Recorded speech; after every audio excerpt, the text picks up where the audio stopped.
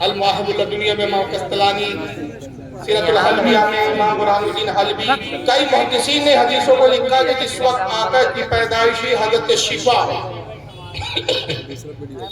جو دائی تھی اور حضرت عبدالرحمن ابن عوف کی والدہ صحابی رسول ہے، ان کی والدہ عبدالرحمن ابن عوف کی حضرت شفا بعد میں یہ بھی ایمان لائی صحابیہ ہوئی، وہ فرماتی جب مصطفیٰ پیدا ہوئے میں دائی کے فرائض انجام دے رہی تھی، میں نے دیکھا رسول اللہ سجدے کی حالت میں تشریف لائے اور حضور کے لب ہل رہے تھے، جب میں نے مصطفیٰ کو اٹھایا لبوں کو ہلتے ہوئے دیکھا اور جب کان اپنے ان کے لب کے قریب لائے تو آپ فرما رہے تھے رب حبلی امتی رب حبلی امتی، اے اللہ میری امت کو میرے حوالے کر دے، اگر حضور نبی ہی نہیں تھے تو میری امت کس کی تھی؟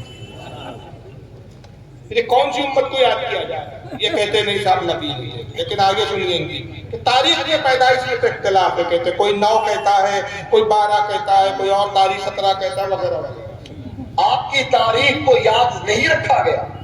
اللہ کے نبی فرماتے ہیں میں سوموار کے دن پیدا ہوا، لیکن تاریخ نہیں بتلائی کہ میں 12 ربیع الاول کے دن پیدا ہوا، تاریخ 12 تھی، یہ فرمایا میں سوموار کے دن پیدا ہوا۔ یہ فرمایا کہ میں پیر کے دن پیدا ہوا، یہ نہیں بتایا کہ کون سی تاریخ کو پیدا ہوا، تاریخ میں اختلاف ہے۔ یہی بات ایک اور مولوی صاحب کا ہے، تھوڑا ان کو بھی سنیے۔ اور مزے کی بات تاریخ کا یہ اختلاف کہ نبی 9 ربیع الاول کو پیدا ہوئے یا رسول اللہ صلی اللہ علیہ وسلم 12 کو پیدا ہوئے، شیعہ روایات کے مطابق 17 کو پیدا ہوئے، یہ تاریخ کا اختلاف دلیل ہے کہ صحابہ نے اس عمل کو نہیں مانا ہے۔ تاریخ کا یہ اختلاف اس بات کی دلیل ہے کہ صحابہ نے یہ نہیں منایا۔ شیعوں کی روایت کے مطابق 17 کو پیدا ہوئے، سنی لوگ کہتے ہیں 12 کو پیدا ہوئے، 22 بھی کہتے ہیں، 20 بھی کہتے ہیں۔ چلو ہم تو یہ مانتے ہیں کہ بھائی اس پہ اختلاف ہے، چلو ٹھیک ہے۔ حالانکہ جمہور کا، جمہور کہتے ہیں میجارٹی کو، میجارٹی کا اتفاق اس بات پر ہے کہ آپ کی پیدائش 12 تاریخ تھی، اور اس پر بہت سارے حوالے ہیں، ایک دو نہیں سینکڑوں کتابوں کے حوالے، یعنی جمہور میجارٹی کا اتفاق ہے کہ آپ 12 کو پیدا ہوئے۔ میں کہتا ہوں چلیے ہمارے اہل سنت کے علماء نے تحقیق کی، تحقیق کے بعد 12 پر ان کا دل جم گیا، 12 کو منا رہے ہیں۔ شیعوں نے تحقیق کی، شیعوں کے مولویوں نے، ان کو 17 ٹھیک لگی، انہوں نے 17 منایا۔ تمہاری جماعت میں کوئی آج تک موقف پیدا ہی نہیں ہوا کہ پتہ لگا تھا کس تاریخ کو پیدا ہوا؟ تم ابھی تک یتیم ادھر ادھر بھٹک رہے ہو۔ تو ایسی جماعت کس کام کی جس میں ایک موقف بھی نہ بتا سکے کہ نبی کی پیدائش کی تاریخ کون سی ہے؟ ایسی کنگال محققین کی جماعت جس میں ایک محقق نہ ہو، وہ جماعت پھر کیسے جنتی ہو سکتی ہے؟ اور اگر تم کہتے ہو کہ نہیں 12 کو تو ہم نہیں مانتے، آج کی بھی تاریخ ہے، ہم آج پہ ہمارا دن، ارے بھائی جو تاریخ تم کو اچھی لگتی، پورا مہینہ پڑا ہے، لے تو لو، بے غیر تو تم بھی تو ایک تاریخ چن لو گئی، کچھ تو مناؤ۔ مناتے کچھ نہیں، بس سنیوں کو فارمولے دیتے رہتے۔ اب یہ جناب کہ تاریخ کا اختلاف یہ بتاتا ہے کہ صحابہ نے منایا نہیں، اس کا مطلب کیا نکلا، رزلٹ کیا نکلا؟ جب حضور کی پیدائش میں اختلاف ہے تو پھر منانا ہی نہیں چاہیے، یہ بتانے کا مقصد۔ تو میں اس تعلق سے بہت دلیلیں دے سکتا ہوں، لیکن وقت کی ہمارے پاس زیادہ گنجائش کی یہ قلت ہے، تو میں صرف ایک مثال دے رہا ہوں، دو مثالیں دے رہا ہوں۔ اب جائیے بخاری شریف اٹھائیے، ان وہابیوں سے کہتا ہوں اپنے گھر کی اٹھا لو، کتاب الوضو ہے، حدیث نمبر 157 حضرت عبداللہ ابن عباس راوی ہے، وہ کہتے ہیں کہ اللہ کے نبی صلی اللہ علیہ وسلم جب بھی وضو فرماتے اپنے جسم کے اعضاء کو جو وضو میں دھوئے جاتے ایک ایک باری دھوتے۔ یہ بخاری کی حدیث ہے، حدیث نمبر 157 کتاب الوضو، کتاب الوضو حدیث نمبر 157 عبداللہ ابن عباس سے روایت ہے، حضور جب بھی وضو کرتے ہر بار وضو میں ایک ہی بار آزاد ہوتے، ایک بار کلی کرتے، ایک بار چہرہ دھوتے، ایک بار ہاتھ سے پانی بہاتے، مسح تو بہرحال ایک ہی بار کیا جاتا ہے، پیر بھی ایک ہی بار تھوڑا سا پانی لگا لیتے، پیر پہ ختم۔ یہ بخاری کی حدیث۔ اسی کے نیچے دوسری حدیث ہے، امام بخاری کی دوسری حدیث لاتے ہیں، باب وہ یہ کتاب الوضو، اب حدیث نمبر آ گیا 158 میں راوی بدل میں عبداللہ ابن زید ہے۔ حضرت عبداللہ ابن زید کہتے ہیں کہ رسول اللہ جب بھی وضو فرماتے اپنے وضو کو، اپنے اعضاء کو 2 مرتبہ دھوتے تھے، 2 بار کلی کرتے تھے، 2 بار چہرہ دھوتے تھے، 2 بار ہاتھ دھوتے تھے۔ اسی کے نیچے پھر تیسری حدیث آتی ہے، حدیث نمبر 159 کتاب الوضو ہی ہے، حضرت عمران حضرت عثمان غنی کے آزاد کردہ غلام ہے، وہ روایت کرتے کہ رسول اللہ جب بھی وضو کرتے تو اپنے اعضاء کو 3 بار دھوتے تھے، 3 بار کلی کرتے تھے، 3 بار ناک میں پانی ڈالتے تھے، 3 بار ہاتھ دھوتے تھے، 3 بار چہرہ دھوتے تھے۔ 3 حدیثیں امام بخاری نے ایک کے بعد ایک لکھی، اور کتاب کا نام ہے صحیح بخاری، ہر حدیث صحیح ہے۔ 157 والی حدیث بتا رہی ہے تو 1 بار دھوتے تھے، 158 والی حدیث بتا رہی ہے 2 بار دھوتے تھے، 159 والی حدیث بتا رہی ہے 3 بار دھوتے تھے۔ اب محققین نے اس پر ریسرچ کی، تحقیق کی اور اس پر اتفاق کر لیا کہ بھئی 3 والی حدیث زیادہ ہے، منسوخ نہیں ہے بلکہ ناسخ ہے، اور اس کے مقابلے میں 2 منسوخ ہے، تو 3 والی کو لے لیا اور کہا سنت یہ کہ 3 بار دھوئے۔ لیکن بخاری میں اختلاف تو ہے، 1 بار کا بھی ذکر ہے، 2 بار کا بھی ذکر ہے، 3 بار کا بھی ذکر ہے۔ تو اب ہمارے ہاں ہوگا کیا، عقل مند یہ کرے گا کہ اپنے محققین کا قول دیکھے گا، فتویٰ دیکھے گا، اس پر عمل کرے گا۔ لیکن وہاں بھی کیا کرے گا، کہیں گا بھائی دیکھیے وضو کے بارے میں اختلاف ہو گیا، اس کا مطلب یہ ہوا کہ اب وضو ہی نہیں بنانا چاہیے، وضو سے چھٹکارا چھوڑ دو بھائی، اختلاف ہو گیا۔ بات سمجھ میں آ رہی ہے؟ سنن ابو داؤد کی حدیث میں حضرت علی فرماتے ہیں کہ ناف کے اوپر ہاتھ باندھنا یہ سنت ہے۔ ناف کے نیچے، جو ہم حنفیوں کی حدیث میں جو حدیث ہے، ابو داؤد کی حدیث ہے، سنن ابو داؤد میں حضرت علی سے روایت ہے کہ ناف کے نیچے ہاتھ باندھنا کیا ہے، سنت ہے۔ ایک حجر ابن عدی ایک صحابی وہ کہتے ہیں کہ سینے کے نیچے ہاتھ باندھنا سنت ہے۔ اور امام مالک الموطا میں ایک حدیث لاتے ہیں کہ ہاتھ کھول کر نماز پڑھنا سنت ہے۔ مالکی لوگ ہاتھ کھول کے پڑھتے ہیں، ہاتھ ہی نہیں باندھتے۔ حنفی اس حدیث پر عمل کرتے، حضرت علی والی ناف کے نیچے ہاتھ باندھتے۔ شافعی المسلک اور غیر مقلد بھی حضرت حجر کی حدیث پر عمل کرتے ہیں اور صاحب سینے کے اوپر ہاتھ باندھتے ہیں۔ لیکن اب دیکھیے یہاں ہاتھ باندھنے میں نماز کو لے کر 3 حدیثیں آ گئی، 3 عمل آ گئے، اختلاف۔ تو عقل مند کیا کرے گا، اپنے محقق، اپنے مجتہد، مفتی، عالم کے فتوے پہ عمل کرے گا، اور جاہل کی طرح کیا کرے گا، ارے بھائی ہاتھ باندھنے پہ اختلاف ہو گیا، ایسا کرو نماز پڑھنا ہی چھوڑ دو، نماز سے ہی چھٹ جا رہا۔ تو اختلاف کی بنیاد پر عمل چھوڑا جائے گا یا تحقیق کی جائے گی؟ تحقیق کی جائے گی۔ اگر رسول کی پیدائش کی تاریخ میں اختلاف آ گیا ہے، کوئی پرابلم نہیں ہے، تحقیق کیجئے، اور تحقیق کرنے کے بعد جو تاریخ مناسب لگے، بہتر لگے، اس پر عمل کیجئے۔ لیکن اس کے بعد ایک اور ان کا اعتراض آتا ہے، یہ بھی ذرا سنتے چلے آئے۔ یہ سنیے برادر عمران، عید اور اللہ کے نبی کی حدیث ہے، اللہ کے نبی کی حدیث ہے، اسلام میں صرف عیدین ہے۔ عیدین مانے 2 عید، عید الفطر، عید الاضحیٰ۔ نبی کہتے ہیں 2 عید ہے، ہم تیسری عید لے کے آ گئے، عید بول رہے ہیں، پھر عید بول رہے ہیں، اور آواز ایسی نکالی کہ 2 آوازیں نکلی۔ میں حیران ہو گیا کہ آگے والی کون سی تھی، پیچھے والی کون سی تھی، کچھ ایسی آواز تھی نا، عید عید۔ کیا ہو گیا بھائی صاحب، عید عید اور باللہ من الشیطان۔ ادھر سے عید اور پیچھے سے نکلی عید، عید عید بول رہے ہیں، انقلاب آ گیا، قیامت آ جائیں گی، عید بول رہے ہیں، میلاد النبی کو عید بول رہے ہیں۔ اللہ کے نبی کی حدیث ہے، اسلام میں 2 عید ہے۔ اس نے اگر اپنی امی کا دودھ پیا تو مجھے دکھا دے اسلام میں 2 عید ہے، دکھا دے، اندازہ لگائیے۔ اہل حدیث ہے اور حدیث کے نام پہ کتنے جھوٹ بکتے ہیں۔ اگر ان کے جھوٹ پہ اگر جھوٹ موضوع بنا کے تقریر کر رہے ہیں نا، گھنٹوں نہیں، 10 دن چاہیے، 10 دن۔ ان کے صرف کیسے جھوٹی حدیثیں بیان کی، آپ کو تو حیرانی ہوں گی، ارے بھائی بخاری کا حوالہ دیتے ہو، پوری بخاری میں حدیث تک موجود نہیں ہوتی۔ یہ اتنا بے باک فرقہ ہے۔ ابھی میں آپ کو اس کے اگزامپل دکھا بھی دوں گا، آپ کو میں صرف دعویٰ نہیں کر رہا ہوں، اگزامپل دکھاؤں گا، بھی ایک دکھاؤں گا، ورنہ ایسے 50 اگزامپل ہے میرے پاس۔ کہہ رہے اللہ کے نبی کی حدیث ہے، یہ نبی پہ منسوخ کر دیا جھوٹ اس حدیث نے کہ 2 ہی عید ہے، عید الفطر اور عید الاضحیٰ۔ اب ان صاحب کو سن لیجیے، ان کا نام ہے الیاس گلمن، نام ہی ہے بھائی، میں کوئی مذاق میں نہیں کہہ رہا۔ اب یہ کیا کرتے، انہوں نے بڑی تنکی توڑی لائی۔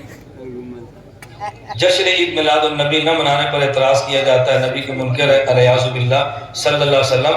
بھئی اعتراض تو ان پر ہونا چاہیے جو عید مناتے ہیں، ان پر اعتراض نہیں ہے جو عید نہیں مناتے۔ بتاؤ عیدیں کتنی ہیں جی؟ 2 یا 3؟ تو جو تیسری کرے اعتراض اس پہ ہے، یا جو تیسری نہ کرے اعتراض اس پہ ہے؟ دن رات میں فرض نمازیں کتنی ہیں؟ تو کوئی 6 پڑھے تو پھر اعتراض اس پر ہے، یا جو چھٹی نہ پڑھے اس پر ہے؟ بتاؤ بھائی، بات سمجھ آ رہی ہے؟ وتر کی رکعتیں کتنی ہیں؟ بولو نا۔ اگر کوئی بندہ 5 پڑھے تو پھر اعتراض اس پر ہے، یا جو 5 نہ پڑھے اعتراض اس پر ہے؟ بھائی اعتراض اس پر ہے جو اس نے عید کا اضافہ کیا ہے، جس نے عید کا اضافہ نہیں کیا اس پر کیا اعتراض ہے؟ رسول اللہ صلی اللہ علیہ وسلم کی آمد پر ہم خوش ہیں، اور اللہ کی قسم کائنات میں سب سے زیادہ خوشی پیغمبر کی دنیا کے آمد پر ہے۔ لیکن عید نہ ہو، عیدیں ہیں ہی 2، عیدیں زیادہ۔ حضور کے آنے پر ہم خوش ہیں، عیدیں نہ کہو، عیدیں 2 ہی ہے۔ ان بیوقوف کو یہی نہیں معلوم عید کے ہی معنی ہوتے خوشی۔ عید کے معنی کیا ہوتے ہیں؟ خوشی۔ یہ تو ایسا ہی ہوا، شادی ہو گئی ہے بیگم نہ کہو، شادی تو ہو گئی ہے لیکن بیگم نہ کہو، طلاق تو ہو گئی ہے لیکن چھوڑو مت۔ 2 عیدیں ہیں، سب کے بعد وہی فارمولا ہے۔ اچھا دیکھو، یہ اس جماعت کا یہ حال ہے کہ ایک چھٹپیا ان کا جو بولتا ہے آخری تک سب وہی لے کے چلتا ہے، ایک بھی گہرائی میں نہیں جاتا کہ بھئی ہمارے ایک نے سوچا چھوڑ دیا صحیح ہے کہ غلط ہے، کوئی تحقیق نہیں۔ لیکن لیبل کیا لگا رکھا ہے؟ بھائی ہم تو بغیر تحقیق کے کوئی چیز مانتے نہیں۔ بریلوی لوگ تو مقلد ہیں، اندھے مقلد، اپنے ماں کے پیچھے چل پڑے ہیں۔ ہم تو بھائی تحقیق کرتے ہیں۔ ابھی بتاتا ہوں کتنی تحقیق کرتے ہیں۔ اب انہوں نے ایک بڑی گھٹیا مثال دی، اور اس مثال کے بارے میں جملہ کہوں گا کہ کہیں کی عید کہیں کا روڑا، بھانگ متی نے کنبا جوڑا۔ کہتے ہیں بھائی عشاء کی نمازیں کتنی ہیں؟ 4۔ جو 6 پڑھے ہوئے اعتراض اس پر ہے جس نے 2 بڑھا دیا۔ جو 4 پڑھ رہا ہے وہ تو بھائی صحیح کر رہا ہے، اس پر کیوں اعتراض ہے؟ وتر کی نمازیں کتنی ہیں؟ 3۔ جو 4 پڑھے پر اعتراض ہے۔ تو عید 2 ہے، جو تیسری عید کا اضافہ کرے وہ اعتراض اس پہ ہے۔ مولوی صاحب یہ کہاں کی لا رہے ہو آپ؟ وتر جو ہے وہ واجب، عشاء کی نمازیں فرض ہے، فرض میں اضافہ بھی نہیں کیا جا سکتا، گھٹایا بھی نہیں جا سکتا۔ فرض فرائض میں گھٹایا بھی نہیں جا سکتا اور بڑھایا بھی نہیں جا سکتا۔ عشاء کی 4 رکعت ہے تو اس کو 3 بھی نہیں کیا جا سکتا، 4 بھی نہیں کیا جا سکتا۔ ظہر کی 4 ہے اس کو بھی اسی طرح، عشاء کی 3 ہے تو 3 کو 2 نہیں کیا جا سکتا، نہ 4 کیا جا سکتا۔ کیوں؟ کیونکہ یہ فرائض ہے۔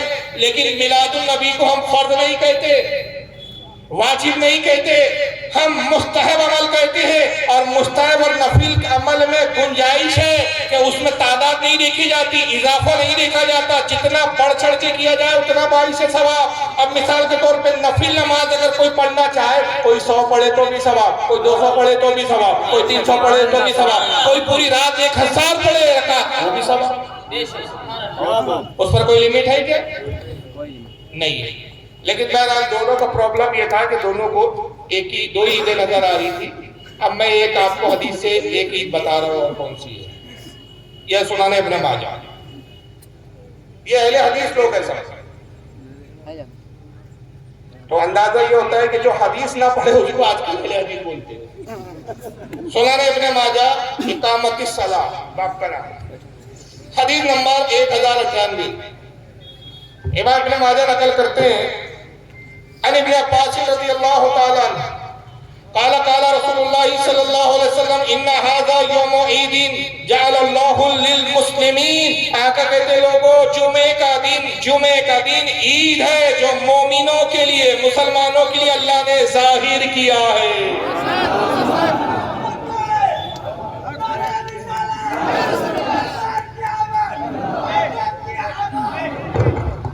جمعے کا دن کیا ہے؟ اور یہ کتنی عیدوں کی رٹ لگا رہے ہیں؟ 2۔ اب جمعہ مہینے میں کتنے بار آتا ہے؟ 4 بار۔ سال میں کتنے بار ہوا؟ 54 بار ہوتا ہے غالباً۔ یہ 2 ایک عید میلاد النبی سے پیچھا چھڑا رہے تھے، اللہ تعالیٰ نے 54 اور عیدیں ان پہ لاٹ دیا۔ یہ بھی اچھا، اب جمعے کے بارے میں ایک حدیث ہو گئی، آگے آئیے دوسری حدیث سن لیجیے، وہ بھی سنن ابن ماجہ کی ہے۔ اور حدیث نمبر 1084 باب فی فضل الجمعہ ان ابی لبابہ ابن عبد المنذر حضرت ابو لبابہ ابن عبد المنذر سے روایت ہے قال النبی صلی اللہ علیہ وسلم اللہ کے نبی نے ارشاد فرمایا ان یوم الجمعہ سید الایام آقا نے کہا لوگوں جمعہ تمام دنوں کا سردار ہے جمعہ تمام دنوں کا سردار ہے وَآزَمُهُهَا عِنْدَ اللَّهِ وَهُوَ آزَمُ عِنْدَ اللَّهِ مِنْ يَوْمِ الْأَضْحَى وَيَوْمِ الْفِطْرِ اس کی عظمت اللہ کے نزدیک اتنی ہے کہ اس کی عظمت اللہ کی بارگاہ میں ایسی ہے کہ یہ عید الاضحیٰ یعنی بقرہ عید اور عید الفطر یعنی رمضان عید اس سے بھی افضل ہے یہ دو عید جس کو ڈکلیئر کر رہے تھے جو دو عید پہ زور دے رہے تھے اللہ کے رسول فرما رہے جمعے کی عید جمعے کا دن جمعے کا سید الایام ہے تمام دنوں کا سردار ہے اور فضیلت میں بقرہ عید سے بھی زیادہ افضل ہے رمضان عید سے بھی زیادہ افضل ہے تو دو عیدوں سے زیادہ افضل تو 54 عیدیں ہو گئی اب آئیے امام احمد بن حنبل کی بارگاہ میں اس قول کو عبدالرحمن بن جوزی لکھ رہے ہیں اس قول کو شاہ عبد الحق محدثی سے دہلوی لکھ رہے ہیں امام محمد بن محمد الجزری لکھ رہے ہیں حضرت شاہ عبد الحق محدثی سے دہلوی لکھ رہے ہیں امام زرقانی لکھ رہے ہیں امام قسطلانی لکھ رہے ہیں متعدد علماء لکھتے ہیں کہ امام احمد بن حنبل فرماتے ہیں اے لوگوں جمعے کا دن تمام عیدوں کا سردار ہے اور رسول اللہ صلی اللہ علیہ وسلم جس شب کو پیدا ہوئے وہ تمام عیدوں کی عید ہے جمعے سے بھی افضل ہے اس لیے کہ حضور کی پیدائش نہ ہوتی تو جمعے کا دن بھی نہ ملتا عید الاضحیٰ ملتا نہ عید الفطر ملتا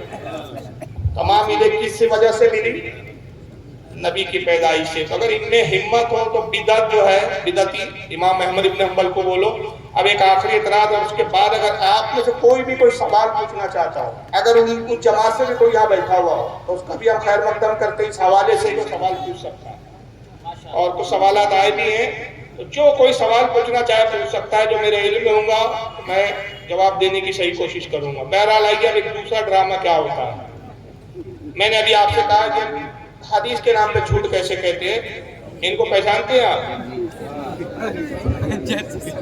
جیل میں اس وقت بیچارے بنارس میں بیچاروں نے پی ایچ ڈی کیا تھا ایک عورت کے ساتھ اس پی ایچ ڈی کی ڈگری جو ہے ان کو 13 سال کی سزا کی صورت میں دی گئی تو اب یہ جیل کے اندر ہے اب یہ آئیے دیکھیے عید نہ منایا جائے میلاد النبی کے لیے اس کے لیے نیا ڈرامہ کھیلا جاتا ہے سنیے اس مہینے کو صرف خوشی کا مہینہ ہی نہیں بنانا اگر اس مہینے میں سورج چمکا تھا تو اسی مہینے میں سورج غروب بھی ہوا تھا اس لیے خوشیاں اتنی نہ منانا کہ غروب ہونے کا انتقال ہونے کا غم بھول جاؤ 12 تاریخ کو بھی تم صبح اور لائٹ جلا کر اتنا خوش نہ ہونا کہ 12 ربیع الاول کو جناب محمد رسول اللہ کا انتقال ہوا میں پوچھتا ہوں کہ 12 ربیع الاول کا دن تھا اور حضرت فاطمہ عید پی جا رہی تھی امام بخاری اس روایت کو لاتے کہ 12 ربیع الاول کا دن نبی اکرم کی روح نکل چکی ہے بس یہیں روک رہا ہوں امام بخاری روایت لاتے ہیں 12 ربیع الاول کو رسول اللہ کی روح نکلی تھی یہ کس کتاب میں ہے یہ خبیث مجھے دکھائے امام بخاری نے صحیح بخاری میں تو کیا کسی بھی کتاب میں 12 کا ذکر ہی نہیں کیا آپ کو معلوم ہونا چاہیے کہ جس طرح یہ کہہ رہے ہیں کہ 12 ربیع الاول کو اختلاف ہے پیدائش میں تو یہ بات کیوں چھپاتے ہیں کہ وصال کی تاریخ میں بھی اختلاف ہے اور صرف وصال کی تاریخ میں نہیں بلکہ مہینے کو لے کر بھی اختلاف ہے لیکن دیکھو اپنی پبلک کو بیوقوف کیسا بنا رہا ہے کہتا ہے کہ امام بخاری لکھتے ہیں کہ 12 ربیع الاول کی تاریخ کو رسول اللہ کی روح نکلی تھی جبکہ امام بخاری نے کہیں نہیں لکھا یہ بات اب سنیے آگے امام بخاری اس روایت کو لاتے ہیں کہ 12 ربیع الاول کا دن نبی اکرم کی روح نکل چکی ہے سب سے انصوری سے اور حضرت فاطمہ چیخ چیخ کر کہتی جا رہی ہے واہ کر بابا الہ جبریل لنا اے میرے ابو اب جبرائیل کس کے پاس آئیں گے قرآن لے کر اب کس کے پاس آئیں گے وحی لے کر خیر بہت ڈرامہ لمبا کل ڈرامے کا نچوڑ یہ ہے کہ 12 ربیع الاول کو حضور کا وصال ہوا تھا حضرت فاطمہ رو رہی تھی اور تم کیا کر رہے ہو 12 ربیع الاول کو خوشی منا رہے ہو کیونکہ اس سے بڑے ڈرامے باز ایک اور ہے، اس لیے میں سوچ رہا ہوں کہ یہ چھوٹے ڈرامے باز کو بھی منیمائز کر دیتے ہیں، ان کو بڑھا کے دکھاتے ہیں. یہ ذرا انصاف کو دیکھیے. ان کا نام ہے جلال الدین قاسمی. یہ بھی اہل حدیث جماعت کے، ان کے مناظر ہیں. اب یہ دیکھو کیسے ڈرامہ کرتے ہیں.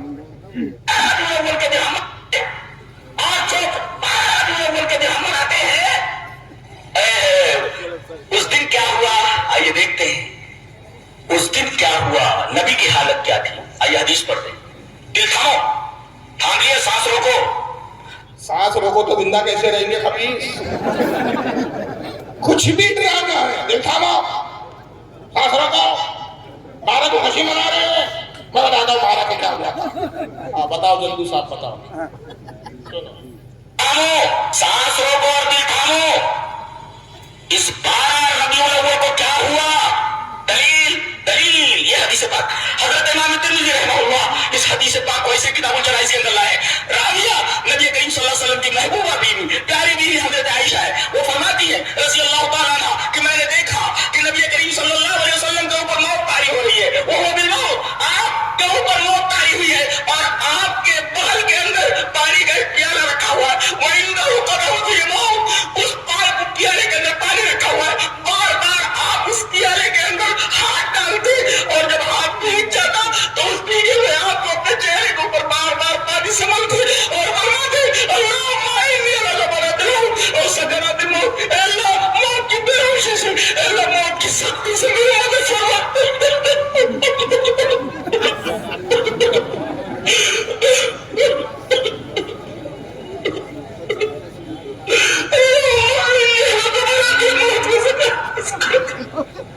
موت کی بے ہوشی اور موت کی سختی پر میری مدد فرما. حضرت عائشہ کیفیت بیان فرماتی ہے. یہ تو روایت ہے ترمذی کی جسے حضرت عائشہ نے روایت کیا ہے. خود حضرت عائشہ کی کیفیت کیا تھی وہ ایک حدیث میں دیکھتے ہیں. حدیث اس طرح. حضرت امام بخاری رحمہ اللہ اس حدیث پاک کو ایسی کتاب المغازی کے اندر لائے. راویہ حضرت عائشہ ہے. حضرت عائشہ فرماتے ہیں کہ نبی کریم صلی اللہ علیہ وسلم کی روح پر راز ہوئی، آپ کو موت آئی، موت طاری ہوئی اس حال میں کہ آپ کا سر مبارک میری تھوڑی اور میری ہنسلی کے درمیان ہے. میں اس طریقے سے آپ کے سر مبارک کو اپنی ہنسلی اور اپنی تھوڑی کے درمیان. خیر رسول اللہ کا وصال ہو گیا 12 ربیع الاول کو. بہت موت کی سختی تھی یہ تھی اور تم اس تاریخ کو جشن کرو. پہلا تو جواب یہ ہے کہ 12 تاریخ حضور صلی اللہ علیہ وسلم کے وصال کی تاریخ ہے. اس پر کوئی اجماع اور اتفاق نہیں ہے، اس پر بھی اختلاف ہے.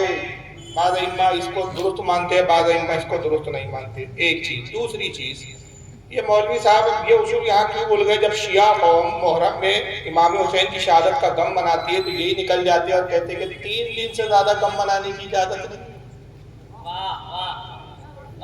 سن لیجئے یہی مولوی جب محرم کی بات آئی تو یہی مولوی صاحب خود کیا کہہ رہے ہیں. سن لیجئے دوگلے کتنے ہوتے ہیں. جہاں تک سوگ منانے کی بات ہے، اول تو یہ حقیقت نگاہ میں رکھی جائے اور یہ نقطہ ذہن میں رکھا جائے کہ نوحہ کرنے کی اجازت یا اسی طریقے سے میت پر سوگ کرنے کی اجازت عورت کے لیے ہے، وہ بھی صرف 3 دن ہے. اجازت صرف متوفی عنہا زوجہ کے لیے جس کا شوہر مر گیا ہو 4 مہینے 10 دن ہے.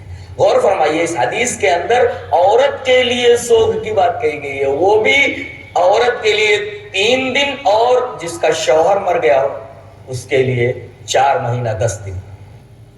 یعنی کہتے ہیں کہ 4 مہینہ 10 دن وہ عورت سوگ منا سکتی ہے، غم منا سکتی ہے جس کا شوہر انتقال کیا. اور وہ عورت جس کا شوہر نہیں مرا، کوئی اور رشتہ دار مرا، تو وہ بھی صرف 3 دن تک غم منا سکتی ہے. اور یہ صحیح بخاری کی حدیث ہے. وہ پورے الفاظ یہ ہے کہ آقا فرماتے جو اللہ رسول پر ایمان رکھتا ہو اس کے لیے جائز نہیں کہ اپنے کسی مرنے والے پر 3 دن سے زیادہ غم منائے.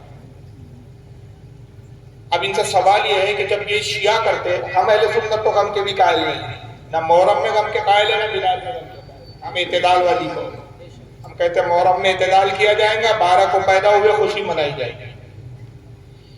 لیکن جب شیعہ مناتے ہیں غم تو یہ فلسفہ دھارتے ہیں کہ 3 دن سے زیادہ غم منانے کی اجازت نہیں. تو میں پوچھتا ہوں کہ 12 ربیع الاول کو حضور کے وصال کا غم منانے کی اجازت کہاں سے ہو گئی؟ یہاں کیسے اجازت مل گئی؟ اور جب حضور فرما رہے ہیں کہ 3 دن سے زیادہ نہیں تو تم کون سی بیواہ ہو جو آج تک رو رہی ہے؟ 3 دن کی رو زیادہ کی اجازت نہیں. اور دوسرا ایک علمی جواب سن لیجئے، غم مردوں کا منایا جاتا ہے، غم مردوں کا منایا جاتا ہے، اور ہمارا عقیدہ یہ ہے کہ رسول اللہ آج بھی حیات ہے، تو زندہ ہے واللہ، تو زندہ ہے واللہ، میری چشم عالم سے چھپ جانے والا۔ نعرہ تکبیر، نعرہ رسالت، مسلک اعلیٰ حضرت تنظیم اہل سنت دھنباد علامہ فاروق خان رضوی۔ تو اس لیے ہم غم نہیں مناتے، اور شریعت نے غم سے روکا ہے، خوشی منانے کی حد مقرر نہیں کی کہ بس اتنے سال خوشی مناؤ پھر نہ مناؤ۔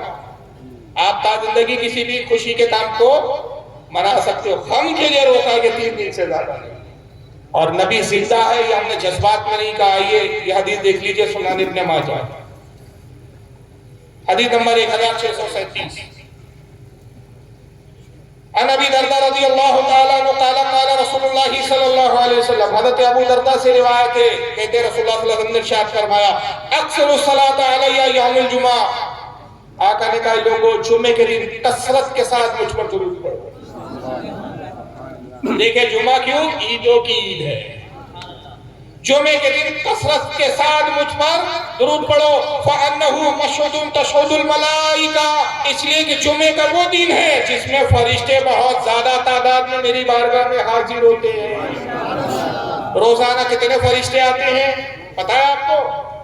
حضرت امام دارمی رحمۃ اللہ علیہ، جو امام بخاری اور امام مسلم اور ابو داؤد تینوں کے استاد ہیں، سنن دارمی میں نقل کرتے ہیں کہ روزانہ اللہ کے نبی کی حدیث ہے کہ روزانہ فرشتے 70,000 صبح آتے ہیں، 70,000 شام کو آتے ہیں، مگر جمعے کے دن یہ تعداد ڈبل ہو جاتی ہے۔ آقا نے کہا جمعے کے دن مجھ پر کثرت سے درود پڑھو، اس لیے کہ اس دن جمعے کے دن فرشتے زیادہ آتے ہیں۔ فَإِنَّ أَحَدًا لَنْ يُصَلِّيَ عَلَيَّ إِلَّا أُرِيدَتْ عَلَيَّ صَلَاتُهُ حَتَّى يَفْرَغَ منہا، آقا نے کہا تم میں سے جب کوئی مجھ پر درود پڑھتا ہے فرشتے و درود پہنچاتے رہتے، فرشتے و درود مجھ تک لاتے رہتے حتیٰ کہ پڑھنے والا فارغ ہو جائے۔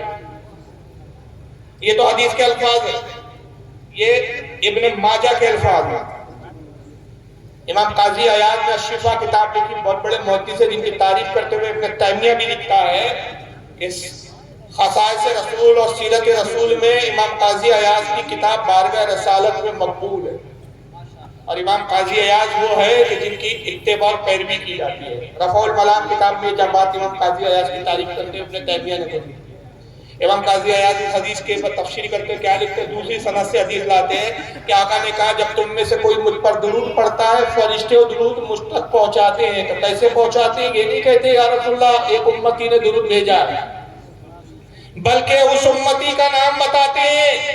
مثال کے طور پر مولانا ابرار صاحب نے درود پڑھا جھارکھنڈ کے یہ علاقہ دھنباد میں، انہوں نے یہاں سے درود پڑھا اس محفل میں، فرشتے کہتے ہیں یا رسول اللہ مولوی ابرار صاحب نے، مولانا ابرار نے جھارکھنڈ جو ہندوستان کا ایک صوبہ ہے وہاں کا ایک علاقہ دھنباد ہے، دھنباد میں جلسہ ہے، جلسے میں بیٹھ کر آپ پر وہاں سے درود بھیجا ہے۔ آقا کہتے ہیں جب میرے اس امتی کا نام فرشتے لیتے ہیں میں اس اپنے امتی کو دیکھ لیتا ہوں اور ایسے پہچانتا ہوں اپنے امتی کو جیسے باپ اپنے بیٹے کو پہچانتا ہے۔ یہ ہے زندگی کی حیات کی دلیل۔ مگر ابن ماجہ میں سے کتنے الفاظ ہیں کہ جب تک فرشتے تم درود پڑھتے رہتے ہو فرشتے درود مجھ تک پہنچاتے رہتے حتیٰ کہ پڑھنے والا خود ہی خاموش ہو جائے۔ قال قلت وبعد الموت، صحابہ نے عرض کیا یا رسول اللہ کیا موت کے بعد بھی آپ درود سنو گے؟ کیونکہ حضور جب یہ کہہ رہے ہیں اس وقت حیات ہے، کیا انتقال کے بعد بھی آپ ہمارا درود سنو گے، ہمیں پہچانو گے، ہمیں جانو گے؟ قال وبعد الموت، آقا نے کہا ہاں موت کے بعد بھی میں تمہارا درود سنوں گا، اس لیے ان اللہ حرم علی الارض ان تعقل اجساد الانبیاء علیہم السلام فنبی اللہ حی یرزق، اس لیے بے شک اللہ نے زمین پر حرام کر دیا کہ انبیاء کے جسموں کو کھائے، اللہ کے نبی زندہ ہوتے ہیں اور ان کو رزق دیا جاتا ہے، قبر میں رزق بھی ملتا ہے۔ تو ان سے پوچھئے کہ رزق مردے کھاتے ہیں کہ زندے کھاتے ہیں؟ اور یاد رکھیے کہ حدیث کی سند بہت اعلیٰ درجے کی جید سند ہے، اللہ علی قاری کہتے ہیں کہ اسنادہ جید۔ اس حدیث کو البانی نے بھی صحیح کہا، ان کے جو البانی بہت بڑے ترم خواہ مانتے ہیں لوگ، ابھی موجودہ ان کا ایک محقق گزرا پاکستان میں مر گیا زبیر علی صحیح، اس نے بھی کہا کہ حدیث صحیح ہے، بڑے بڑے ان کے علاماؤں نے بھی کہا اور سب محدثین کے نزدیک یہ صحیح ہے، امام منذری نے کہا کہ حدیث صحیح ہے۔ تو آقا اس حدیث کے مطابق زندہ ہے، بلکہ یہاں تک کہ رسول اللہ صلی اللہ علیہ وسلم خود ایک جگہ فرماتے ہیں یہ کتاب الشفا ہے۔ چلیے اس کو چھوڑیے یہ حدیث دیکھ لیجیے، یہ شعب الایمان ہے، امام بہقی رحمۃ اللہ علیہ کی حدیث کی کتاب ہے، جلد نمبر اس کی 6 ہے، صفحہ نمبر 46، حدیث نمبر 3855۔ الحاتم قال قال رسول اللہ صلی اللہ علیہ وسلم، حضرت حاتم سے روایت ہے، صحابی ہے، وہ کہتے رسول اللہ نے ارشاد فرمایا من زرانی بعد موتی فکانما زرانی فی حیاتی، حضور کہتے ہیں جس نے میری موت کے بعد بھی میری قبر کی زیارت کی اس نے گویا زندگی میں ہی میری زیارت کی، اس نے میری حیات میں میری زیارت کی۔ ومن مات احد الحرمین باسا من الامنین یوم القیامہ، اور جو ان دو حرموں میں سے جس حرم میں بھی انتقال کر جائے قیامت کے دن امان کے ساتھ اٹھایا جائے گا۔ دو حرمین کون سے؟ ایک خانہ کعبہ یہ بھی حرم ہے، اور ایک مسجد نبوی شریف جو رسول کے روضے سے لگ کر ہے وہ بھی حرم ہے۔ یہاں پر جو انتقال کر جائے آقا کہتے ہیں کہ وہ امان میں اٹھایا جائے گا، گویا اس کی بخشش کر دی جائے گی۔ اور امام دارقطنی کی ایک حدیث آتی ہے، اس میں رسول اللہ فرماتے ہیں کہ آقا کہتے ہیں من زار قبری وجبت لہو شفاعتی، جس نے میری قبر کی زیارت کی اس پر میری شفاعت واجب ہو گئی۔ اس لیے جو حضور اپنی قبر مبارک میں حیات ہے، حیات النبی ایسا عقیدہ ہے کہ امام حضرت شاہ عبد الحق محدث دہلوی مدارج النبوت میں فرماتے ہیں کہ ہر زمانے میں اس پہ اجماع رہا، یہ اختلافی مسئلہ ہی نہیں رہا، اور اس پر کبھی اختلاف علماء میں ہوا ہی۔ یہ شاہ عبد الحق آج سے 550 سال پہلے لکھ رہے ہیں، اس کا مطلب یہ ہوا صاحب کہ اس زمانے میں ایسی یہ بات کرتے اور بات جماعتیں آئی ہے معاذ اللہ کہ جو نبی کی حیات کے منکر ہے۔ آخر میں 2-4 کتابیں آپ کو دکھا دیتا ہوں اور اسی پر اختتام کر رہا ہوں۔ یہ کتاب ہے اخبار الاخیار، یہ شاہ عبد الحق محدث دہلوی کی کتاب ہے۔ کمال اس کتاب کا یہ ہے کہ ہمارے یہاں سے نہیں چھپی، لکھنے والے شاہ عبد الحق مسلم عالی نے، ان کی صفات اور ان کی تاریخ میں صرف اتنا عرض کر دوں، شاہ عبد الحق محدث دہلوی کا مقام یہ ہے ہندوستان میں علم حدیث سب سے پہلے لانے والے شاہ عبد الحق محدث دہلوی، سبحان اللہ، اور ان کی تاریخ بیان کرتے ہیں صدیق حسن بھوپالی، کسی بریلوی کا حوالہ نہیں دے رہا، صدیق حسن بھوپالی غیر مقلد اہل حدیث، ان کے بارے میں لکھتے ہیں کہ شاہ عبد الحق محدث دہلوی مدینہ منورہ میں مسجد نبوی شریف میں درس حدیث دیا کرتے ہیں۔ عادت کریمہ یہ تھی شاہ عبد الحق محدث دہلوی کی جب درس دینے آتے حدیث کا سب سے پہلے روضہ رسول پر حاضر ہوتے، سرکار کی بارگاہ میں سلام کرتے اور موجہ شریف میں یعنی آپ کی قبر مبارک کے سامنے کھڑے ہو کر کچھ دیر درود شریف پڑھتے، پھر ممبر پہ آتے، پھر حدیث کا درس دیتے، شاگرد حدیث آپ سے سن کے لکھتے، جب حدیث کا درس ختم ہوتا پھر روضہ رسول پر آتے، پھر سلام کرتے، پھر درود شریف پڑھتے، کچھ دیر تک گھر چلے جاتے۔ روزانہ قبر رسول کی 2 بار زیارت ہوتی۔ صدیق حسن بھوپالی صاحب فرماتے ہیں ان کے کہ کئی سال گزر گئے، پھر یہاں تک کہ رسول اللہ صلی اللہ علیہ وسلم نے خواب میں بشارت کی کہ عبداللہ کہ ہندوستان جاؤ اور علم حدیث کو عام کرو۔ تو آپ رونے لگے، کہا یا رسول اللہ آپ کا حکم سر آنکھوں پر، لیکن اے میرے آقا ہندوستان جانے میں مجھے کوئی حرج نہیں ہے، لیکن صرف ایک بات کی وجہ سے افسوس ہے کہ یہاں رہتا ہوں تو آپ کی قبر مبارک کی زیارت ہو جاتی ہے، ہندوستان جاؤں گا سرکار آپ کی قبر کی زیارت سے محروم رہ جاؤں گا۔ آقا نے فرمایا عبداللہ غم نہ کرو، تم ہماری بارگاہ میں مقبول و قبول کر لیے گئے ہو، ہندوستان جاؤ، یہاں مدینے میں تو قبر کی زیارت کرتے ہو، ہندوستان جاؤں گے با نفس نفیس ہماری زیارت کیا کرو۔ اور نتیجہ یہ ہوا کہ ہندوستان آپ تشریف لائے اور تا زندگی رسول اللہ کی آپ روزانہ زیارت فرمائے۔ وہ شاہ عبد الحق محدث دہلوی رحمۃ اللہ علیہ کی کتاب ہے اخبار الاخیار، میں آپ کے سامنے اس کو دکھا بھی دیتا ہوں۔ اخبار الاخیار کے اندر شاہ عبد الحق محدث دہلوی کیا لکھے، اس میں اصل میں انہوں نے بزرگان دین کے حالات لکھے۔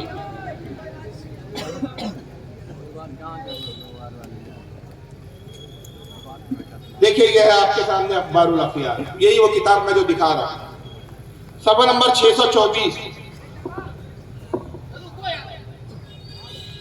صفحہ نمبر 624 پہ شاہ عبد الحق محدث دہلوی لکھتے ہیں، اے اللہ، یہ دعا کر رہے ہیں، کوئی آ رہا ہے नारे तकबीर, नारे तकबीर, नारे रिसालत, नारे रिसालत, मसलके आला हजरत, उलमाए अहले सुन्नत, पीरे तरीक़त, रहबरे राहे शरीयत, हुजूर समनानी मियां साहिब क़िबला, हुजूर समनानी मियां साहिब क़िबला, हुजूर समनानी मियां साहिब क़िबला, हुजूर सैयद सबूर अली साहब क़िबला, शेरे रज़ा, मसलके आला हजरत, उलमाए अहले सुन्नत, नारे तकबीर, नारे रिसालत।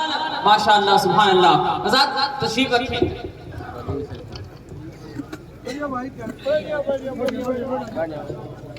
तशरीफ रखें, तशरीफ रखें।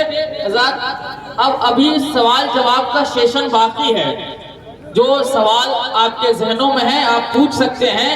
अभी तकरीर हो चुकी, इंशाअल्लाह अब सवाल जवाब जो अहम है इंशाअल्लाह ताला वो सवाल जवाब का सेशन चलेगा।